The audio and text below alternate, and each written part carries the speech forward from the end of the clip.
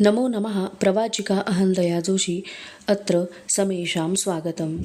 एषा कथा परमहंस योगानंद पुस्तकात उद्धृता अस्ति। कथायाः नाम अस्ति द्विदेही संत। अस्तु तर्हि आरंभं कुर्मः। बाबा, मी जर निमूटपणे घरी परत यायचे कबूल केले तर मला काशीला जायला परवानगी द्याल का? प्रवासाची मला फार आवड होती. प्रवासाचा कधी काही बेट ठरवला तर वडील क्वचितच त्याला विरोध करीत. मी लहान असताना सुद्धा त्यांनी मला निरनिराळी शहरे व तीर्थांच्या ठिकाणी जायला परवानगी दिलेली होती. बहुधा माझ्याबरोबर 1-2 मित्रही येत. आम्ही नेहमी पहिल्या वर्गातून जायचे. पास आम्हाला वडील काढून देत. रेल्वेमध्ये ते मोठे हुद्देदार अधिकारी होते आणि त्यामुळे कुटुंबातील आम्हा भटक्या मंडळींना त्यांचा फार उपयोग होई. माझ्या विनंतीबाबत विचार करण्याचे वडिलांनी कबूल केले. दुसऱ्या दिवशी त्यांनी मला आपल्याजवळ बोलावले व एक बरेली ते वाराणसीच्या गोल सफरीचा पास, काही रुपयांच्या नोटा व 2 पत्रे माझ्या स्वाधीन केली. काशीला माझे एक स्नेही आहेत, केदारनाथ बाबू. त्यांच्याकडे माझे जरा धंद्याबाबत काम आहे. अडचण अशी की त्यांचा पत्ता माझ्याजवळ नाही, पण तिथे आम्हा उभयंतांचे एक मित्र आहेत, स्वामी प्रवणानंद. त्यांच्यामार्फत तू हे पत्र केदारनाथ बाबूंकडे पोहोचते कर. स्वामी माझे गुरुबंधू आहेत. त्यांची आध्यात्मिक प्रगती मोठी आहे. त्यांच्याकडे जाऊन आल्याने तुझा फायदा होईल आणि ही दुसरी चिठ्ठी तुझा त्यांच्याशी परिचय करून देईल. आणि हे पहा, आता पुन्हा घरातून पळून जायचे नाही बरे का? हे सांगताना वडिलांचे डोळे किंचित चमकले. त्यावेळी माझे वय 12 वर्षांचे होते. वयाला अनुरूप अशा उत्साहाने मी बाहेर पडलो. आता इतके वर्षे झाली, पण निरनिराळी ठिकाणे व निरनिराळी माणसे पाहण्याचा माझा आनंद अजून काही कमी झालेला नाही. वाराणसीला पोहोचल्यावर मी तडक स्वामींच्या घरी गेलो. बाहेरचे दार उघडेच होते. मी दुसऱ्या मजल्यावर एका लांबलचक हॉलवजा दालनात गेलो. तेथे एका उंचशा व्यासपीठावर पद्मासन घालून बसलेली, कमरेभोवती फक्त एक पंचा गुंडाळलेली अशी एक स्थूलदेही व्यक्ती दिसली. त्यांच्या चेहऱ्यावर एकही सुरकुती नव्हती. डोक्याचे मुंडन केलेले होते, दाढी केलेली होती.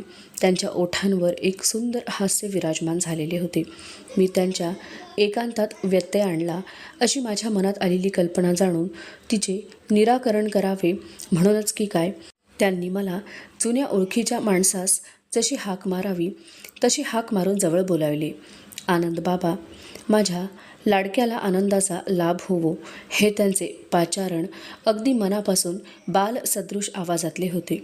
मी खाली वाकलो आणि त्यांच्या पायांना स्पर्श केला.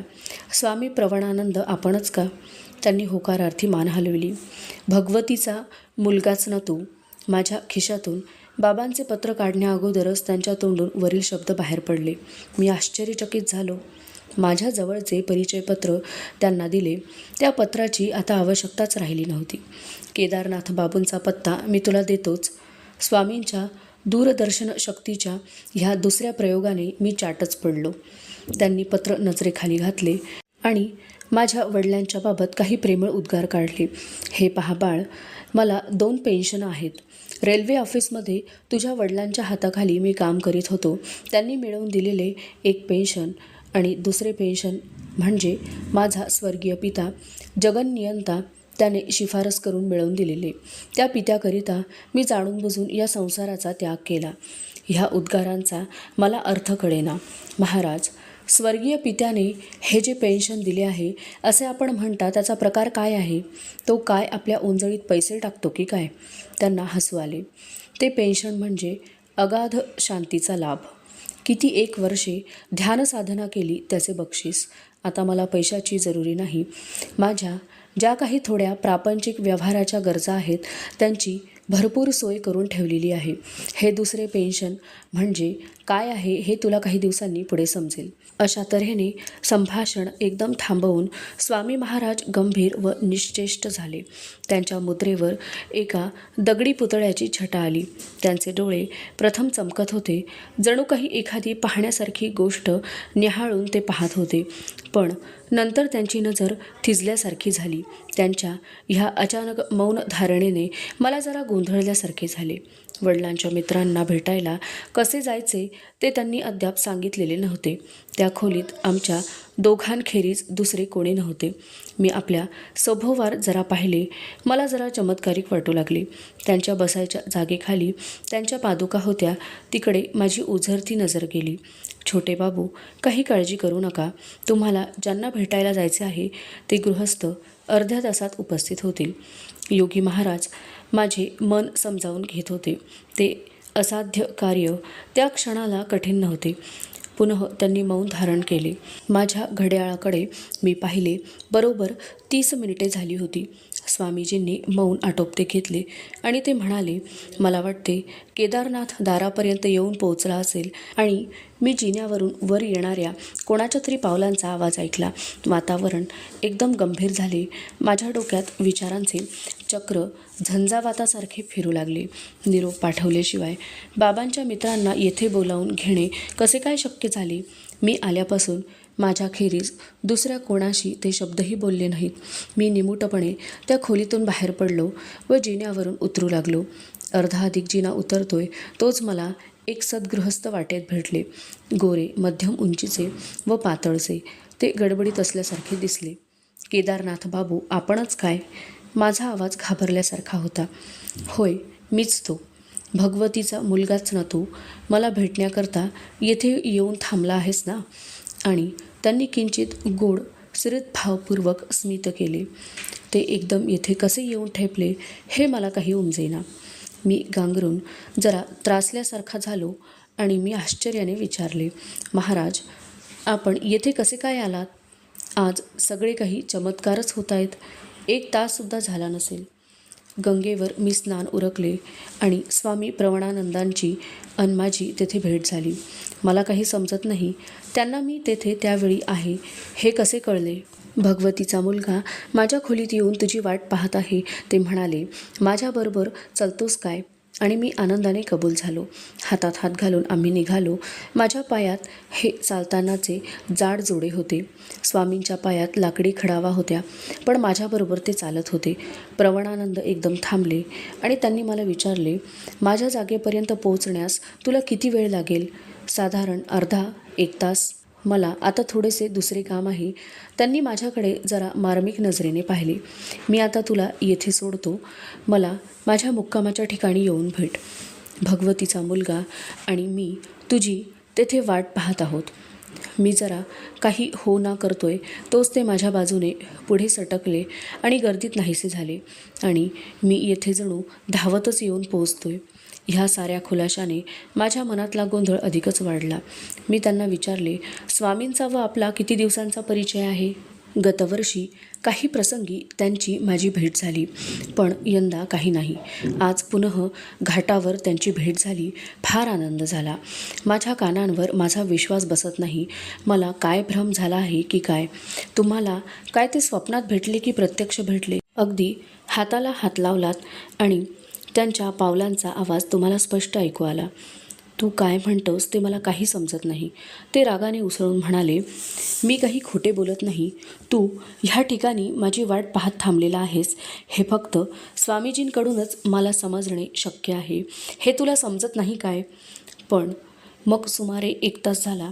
ते स्वामी प्रवणानंद तर माझ्या दृष्टीसमोरून एक क्षणभरसुद्धा दूर झालेले नाहीत आणि मग त्यांना मी सारी हकीकत सांगितली व स्वामीजींशी जे माझे संभाषण झाले ते पुन्हा त्यांना सांगितले. त्यांचे डोळे मोठे झाले. काय, आपण ह्या जड सृष्टीत आहो का स्वप्नसृष्टीत आहो? असा चमत्कार पाहावयास मिळेल असे मला कधीही वाटले नाही. मला प्रथम वाटले होते की हे स्वामी काय सामान्य मनुष्यच आहेत, पण आता पाहतो तर काय, ते दुसरा देह धारण करतात व त्या देहाने कार्यही करू शकतात. दोघांनी मिळून आम्ही स्वामींच्या दालनात प्रवेश केला. केदारनाथ बाबूंनी माझे लक्ष व्यासपीठाच्या खाली ठेवलेल्या पादुकांकडे वेधले. पहा, त्याच त्या पादुका. घाटावर त्यांच्या पायात असलेल्या. ते बारीक आवाजात सांगू लागले. त्यांच्या अंगावर फक्त एक पंचा होता, आताही तो तसाच आहे. त्यांनी स्वामींना वाकून प्रणाम केला. त्यांनी माझ्याकडे पाहून विनोदगर्भ स्मित केले व म्हणाले, ह्या साऱ्या प्रकाराचा तुला अचंबा का वाटतो? खऱ्या योग्यांपासून ह्या जडसृष्टीची सूक्ष्म एकता लपून राहत नाही. एका क्षणात कलकत्त्यामधील माझ्या शिष्यांना मी पाहू शकतो, त्यांच्याशी बोलू शकतो. ते सुद्धा ह्या स्थूल जड सृष्टीचे बंधन स्वेच्छेने तोडून टाकून पलीकडे जाऊ शकतात. स्वामीजींनी मला परलोकातील संदेशवहन व दूरान्वेषण या बाबतीतील आपल्या सामर्थ्याची जी चुणूक दाखविली, त्यात त्यांचा हेतू होता. माझ्या बालमनावर दैवी सामर्थ्याची पकड बसावी, हा तो हेतू असावा. पण मला त्याबाबत उत्साह वाटण्याऐवजी एक तऱ्हेची आश्चर्यमिश्रित भीतीच वाटू लागली. एका विशिष्ट गुरुकडून, श्री युक्तेश्वरांकडून मला अनुग्रह दिला जाण्याची ईश्वरी योजना असल्याकारणाने प्रवणानंदांचे शिष्यत्व पत्करण्याचे माझ्या मनात आले नाही. मी त्यांच्याकडे पाहत होतो. मनात संशय आला की खरोखर मी पाहतो ते तेच आहेत की त्यांची दुसरी प्रतिमा आहे. गुरुजींनी माझ्या मनाची अस्वस्थता घालवण्यासाठी आत्मजागृती करून देणारा दृष्टिक्षेप केला व स्फूर्तिदायक अशा शब्दात आपल्या स्वतःच्या गुरुसंबंधी ते सांगू लागले. मला माहीत असलेल्यात लाहिरी महाशय सर्वात मोठे योगी, मानवी देहात वावरणारे प्रत्यक्ष परमेश्वर असते. मी विचार केला की शिष्य जर आपल्या इच्छेनुसार अन्य हाडामांसाचे शरीर निर्माण करू शकतो, तर त्याच्या गुरुला कोणता असा चमत्कार करता येणार नाही? गुरुकृपेचे मोल नाही. ह्याची तुला मी एक गोष्ट सांगतो. दररोज रात्री 8 तास दुसऱ्या एका साधकाबरोबर मी ध्यानाला बसत असे. दिवसा आम्ही ऑफिसमध्ये काम करीत असू. कारकुनी काम करावयास मला कठीण वाटे, म्हणून सारा वेळ ईश्वरचिंतनाकडे घालवावा अशी माझी मनापासून इच्छा होती. 8 वर्षे चिकाटीने मी दररोज अर्धी रात्र ध्यानात घालविली. ध्यानामुळे मला आश्चर्यकारक लाभ झाला. आध्यात्मिक उन्नती पराकोटीस जाऊन माझे चित्त उजळून निघाले.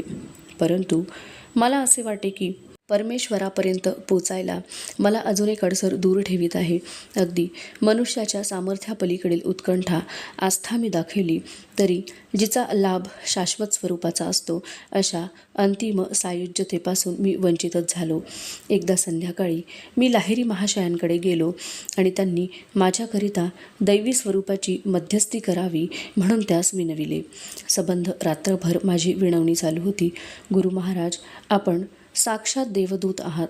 माझी आध्यात्मिक तळमळ आता इतकी तीव्र झाली आहे की परमात्म्याचे प्रत्यक्ष समोर दर्शन झाल्याशिवाय मी आता जगू शकणार नाही. त्याला मी काय करू? ध्यान अधिक तीव्र कर. गुरु महाराज, आपण प्रत्यक्ष परमेश्वर आहात. मी आपली प्रार्थना करतो. परमेश्वरच जणू जड देह धारण करून माझ्यापुढे उभा आहे. मला आता आपल्या दिव्य स्वरूपाचे दर्शन घडवून द्या. कृपा करा. लाहिरी महाशयांनी अनुग्रह केला. आपला हात माझ्याकडे करून ते म्हणाले, तू आता जा आणि ध्यानाला बैस. मी तुझ्यासाठी ब्रह्मदेवाकडे मध्यस्थी केली आहे. मी एकदम अगदी उंच उंच उचलला जात आहे असे मला वाटले. मी घरी परत आलो. त्या रात्री ध्यानामध्ये माझे ज्वलंत ध्येय मला प्राप्त झाले. असे लाभलेले ते आध्यात्मिक पेन्शन मी आता अविरतपणे उपभोगीत आहे. त्या दिवसापासून तो आनंदमय सृष्टी निर्माता माझ्या डोळ्यांपासून एखाद्या भ्रमाच्या पडद्यामागे दडून राहावा तसा कधी राहिलेलाच नाही. प्रवणानंदांचा चेहरा दिव्य तेजाने भरून राहिलेला होता. पारलौकिक शांतता माझ्या हृदयात संचरिली. भीती अशी वाटेनाशी झाली. गुरु महाराजांनी आणखी एक गोष्ट सांगितली. त्यानंतर काही महिन्यांनी मी लाहिरी महाशयांना भेटलो आणि दिव्य प्रसाद दिल्याबद्दल त्यांचे आभार मानण्याचा मी प्रयत्न केला. नंतर मी आणखी एका बाबतीत त्यांच्याशी बोलणे केले. गुरु महाराज, आपण देवस्वरूप आहात. आता मला कचेरीत पुढे काम करण्याची बिलकुल इच्छा नाही. कृपा करून मला त्यातून मोकळे करा. हे जे ब्रह्मसुख आहे त्यात मी सतत जणू धुंद असाच असतो. मग कंपनीकडून पेन्शन मागून घे. इतक्या लवकर मला पेन्शन कसे मिळेल? काय कारण देऊ? तुला वाटेल ते कारण दे. दुसऱ्याच दिवशी मी अर्ज केला. नोकरीची मुदत संपण्यापूर्वीच मी पेन्शन का मागतोय याची कारणे डॉक्टरांनी विचारली. काम करीत असताना माझ्या पाठीत मेरुदंडातून एक जबरदस्त चमक वरपर्यंत चढत जाते. ती चमक माझ्या शरीरभर भरून जाते आणि त्यामुळे कचेरीचे काम मला करता येत नाही. हे माझे म्हणणे ऐकून आणखी जास्त काही न विचारता डॉक्टरांनी मला पेन्शन मिळावे म्हणून जोराची शिफारस केली आणि मला पेन्शन मिळाले. मला माहीत होते की लाहिरी महाशयांच्या दैवी इच्छेने डॉक्टर, रेल्वेतील अधिकारी आणि त्यात तुझे वडीलसुद्धा या सर्वांची मने वळवली गेली. गुरु महाराजांनी जसा आदेश द्यावा त्याप्रमाणे त्या सगळ्यांनी कळसूत्री बाहुल्यांप्रमाणे त्यांची आज्ञा शिरसावंद्य मानली आणि माझे जे परम इप्सित त्याच्याशी अखंडितपणे संलग्न होण्यासाठी त्यांनी मला मोकळे केले. आणि असे हे विलक्षण वक्तव्य केल्यावर स्वामी प्रवणानंदांनी एका प्रदीर्घ मौनाचा अवलंब केला व ते एकांतात गेले. त्यांच्या पायांना आदरपूर्वक नम्र भावाने मी वंदन केले व त्यांचा निरोप घेतला. निरोप घेतेवेळी त्यांनी मला आशीर्वाद दिला. तुझे जीवन संन्यास धर्म व योगमार्ग यास वाहिलेले आहे. पुनः एकदा तू माझ्या भेटीला येशील त्यावेळी तुझे वडील तुझ्याबरोबर असतील. पुष्कळ वर्षांनी ही दोन्ही भाकिते खरी ठरली. संध्याकाळ झाली होती. अंधार पसरत होता. केदारनाथ बाबू माझ्याबरोबरच चालत होते. मी त्यांना बाबांचे पत्र दिले. ते त्यांनी रस्त्यावरच्या दिव्याच्या उजेडात वाचले. तुझ्या वडिलांचे असे म्हणणे आहे की मी त्यांच्या रेल्वे कंपनीच्या कलकत्त्याच्या ऑफिसमध्ये नोकरी पत्करावी. स्वामी प्रवणानंद ज्या पेन्शनचा उपभोग घेतात असे पेन्शन मिळवण्यात काय मौज आहे, पण ते शक्य नाही. मला बनारस सोडून जाता येणार नाही. अरे रे, 2 देह धारण करणे मला या जन्मी तरी शक्य नाही. अधुना कथा समाप्तिं गता. अस्तु तर्हि पुनर्मिलामः. तावत् शुभं भूयात्. धन्यवादः.